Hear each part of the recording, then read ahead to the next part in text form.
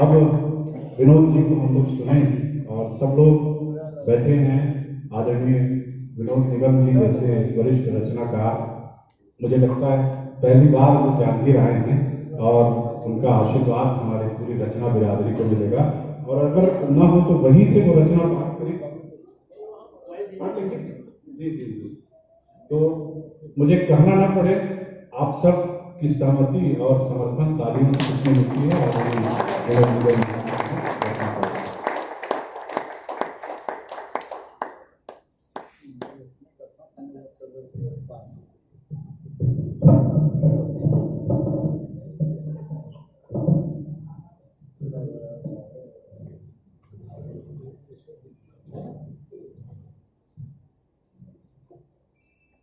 आज के इस गरिमामय आयोजन में सम्मानित मंच को और आप सबको प्रणाम करते हुए एक छोटी सी कविता से आपसे जोड़ने के लिए, कॉलेज में मैं रहा हूँ प्रोफेसर जिंदगी भर, तो ये वेलकम पार्टी, फेयरवेल पार्टी ये सब होती नहीं। वेलकम पार्टी में जो नई स्टूडेंट आते थे तो वो अपना अपना परिचय देते थे कि मेरा ये नाम है, मेरा ये परसेंटेज है, मैं यहाँ से आई हूँ, मुझे ये बनना है, मेरी ये हॉबी है। फिर हम लोग उससे भी कहते थे कि आपके आशीर्वाद के रूप में कुछ कहें।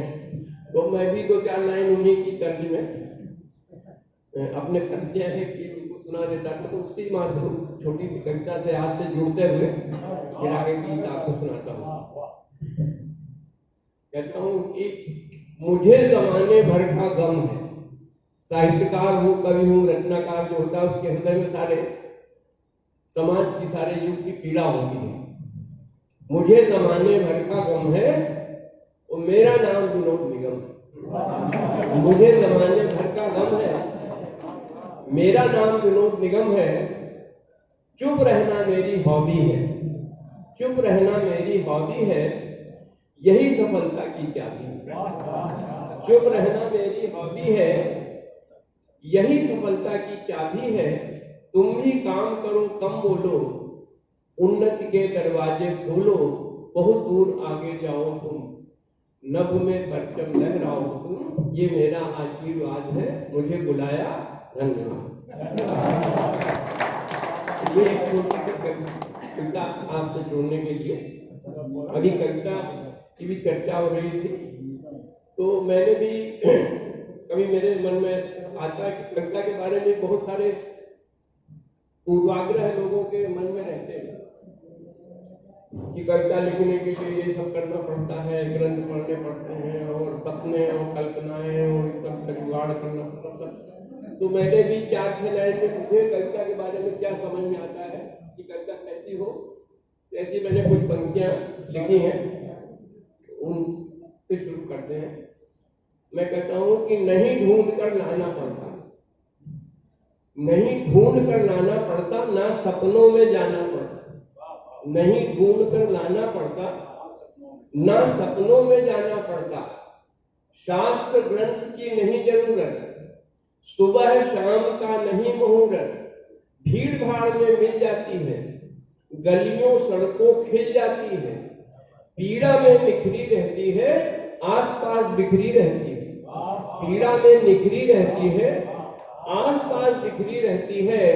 अनायास ही आ जाती है, मन प्राणों पर छा जाती है। प्रश्न नहीं है, हल है कविता।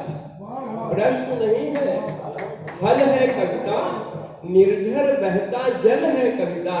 और जितने सहज सरल तुम होगे, कविता उतनी श्रेष्ठ लिखो। जितने सहज सरल तुम होगे, कविता उतनी श्रेष्ठ लिखोगे, कविता उतनी श्रेष्ठ लिखोगे। इसी भावभूमि से जुड़ा हुआ एक गीत भी है। अभी कुछ दिन पहले मैंने एक छोटा सा गीत लिखा, वही बात की जो बहुत सारे वाद या किसी विचार या उससे जुड़ करके जो, या किसी पूर्वाग्रह से जुड़ करके जब हम लिखते तो हमारे आंखों के सामने पर्दा जैसा पड़ जाता है। मेरा मानना है कि हम अपने आसपास से जुड़ करके सहज रूप में जो लिखते हैं वही सच्ची और शुद्ध कविता होती है। तो इसलिए कहता हूं कि बंद आंख के बोझिलपन को बंद आंख के बोझिलपन को क्षण में धो जाती है। बंद आंख के बोझिलपन को क्षण में धो जाती है, और आंख खोलकर जो लिखता हूँ कविता हो जाती है। बंद आंख के बोझिलपन को क्षण में धो जाती है, आंख खोलकर जो लिखता हूँ कविता हो जाती है। कि किसी फिल्म सी नजरों में आती घटनाएं सारी, किसी फिल्म सी नजरों में आती घटनाएं सारी, उन्नति प्रगति विकास व्यवस्था सुविधा बारी बारी। किसी फिल्म सी नजरों में आती घटनाएं सारी, उन्नति प्रगति विकास व्यवस्था सुविधा बारी बारी। और दुनिया का मुखिया बनने का है संकल्प सघन पर, दुनिया का मुखिया बनने का है संकल्प सघन पर। भूख गरीबी और अभाव पर धर्म पड़ रहा भारी। दुनिया का मुखिया बनने का है संकल्प सघन पर, भूख गरीबी और अभाव पर धर्म पड़ रहा भारी। तो सब अपने धर्मों के साथी पढ़ता देश अकेला, सब अपने धर्मों के साथी पढ़ता देश अकेला। पर कविता है साथ समय की पीर व्यथा गाती है, आंख खोलकर जो लिखता हूँ कविता हो जाती है। आंख खोलकर जो लिखता हूँ कविता हो जाती है। दूसरे बंद में कहता हूँ कि जो नारी की स्थिति है उस पर खूब चर्चा होती है, खूब बहस होती है, लेकिन उनकी स्थिति जो है वो पिछले सैकड़ों सालों के सारे प्रयत्नों के बाद ही बदल नहीं है। तो उसको मैंने दूसरे बंद में कहा है कि नारी गरिमा नारों में बस, नारी गरिमा नारों में बस, मंच सभा सेशन में। नारी गरिमा नारों में बस, मंच सभा सेशन में। और दहशत में आधी आबादी असुरक्षित आंगन में, दहशत में आधी आबादी असुरक्षित आंगन में। कि पुलिस न्याय कानून अदालत पर विडंबना यह भी, पुलिस न्याय कानून अदालत पर विडंबना यह भी। कि रेप पुराना पिछड़ा अब तो गैंग रेप फैशन में।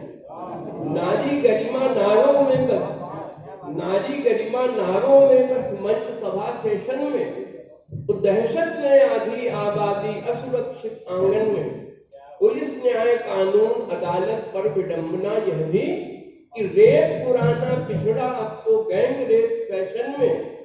तो नहीं मानती इंदिरा लक्ष्मी जया कल्पना नूरी, लड़ो निर्भया शामिल हैं हम कविता दोहराती है।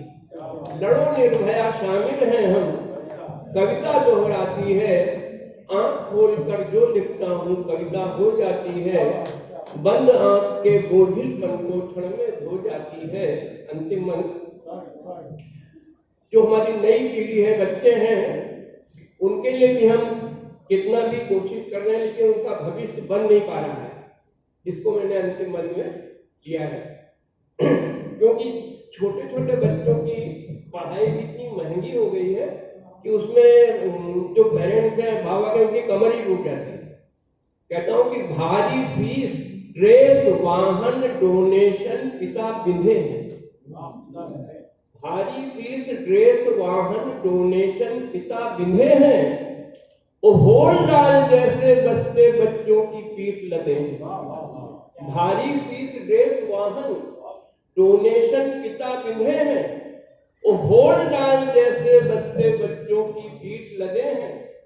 व्यंग और 100 प्रश्न लिए आगत निहारता हमको, क्यों कि कार्टून ड्रग गर्लफ्रेंड बच्चे बस यहीं बंधे हैं।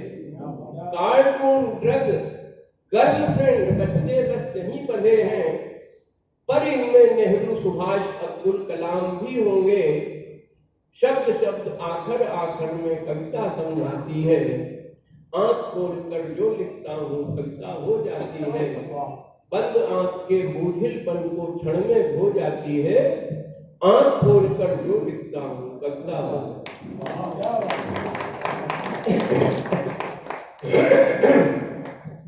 एक गजल भी,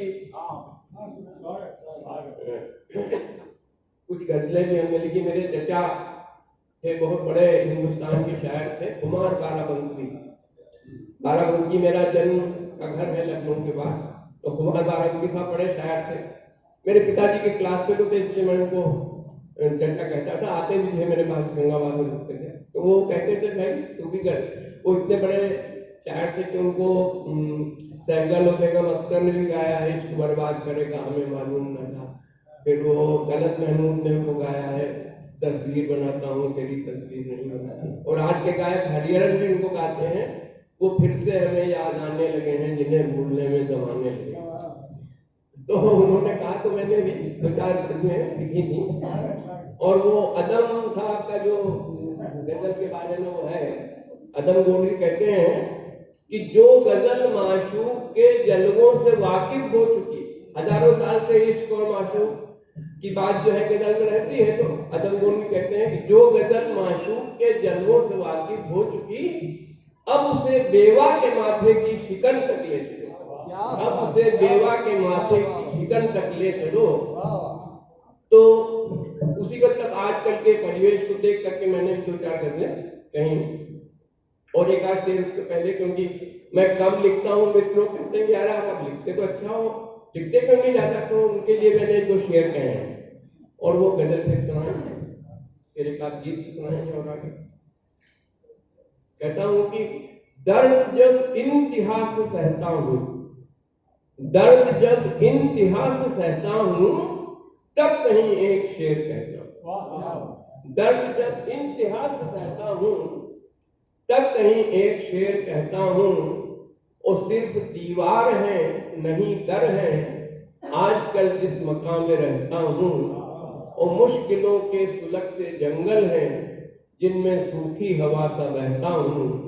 दर्द जब इंतहा से सहता हूँ, तब कहीं एक शेर कहता हूँ। अब गजल जो पूरे देश के परिवेश के सामने रख के कही, आज से काफी पहले कही, लेकिन आज भी वो प्रासंगिक है और आगे भी प्रासंगिक रहेगी, क्योंकि देश में स्थितियां ज्यादा बदल नहीं रही। इसलिए कहता हूं कि सब गम के आसपास हैं, हम क्या गजल कहें। सब गम के आसपास हैं, हम क्या गजल कहें। फिर आप भी उदास हैं, हम क्या गजल कहें। सब गम के आसपास हैं, हम क्या गजल कहें। फिर आप भी उदास हैं, हम क्या गजल कहें। कहते हैं सियासत में जिन्हें मुल्क की दौलत, कहते हैं सियासत में जिन्हें मुल्क जनता, कहते हैं सियासत में जिन्हें मुल्क की दौलत, बेघर वो बेलिबास हैं, हम क्या गजल कहें। सब गम के आसपास हैं, हम क्या गजल कहें। फिर आप भी उदास हैं, हम क्या गजल कहें। कहते हैं सियासत में जिन्हें मुल्क की दौलत, बेघर वो बेलिबास हैं, हम क्या गजल कहें। फिर आप भी उदास हैं, हम क्या गजल कहें। कि कुछ खास क्यारियों में उगे आप हैं गुलाब, कुछ खास क्यारियों में उगे आप हैं गुलाब, बाकी तो सब पलाश हैं, हम क्या गजल कहें। कुछ खास क्यारियों में उगे आप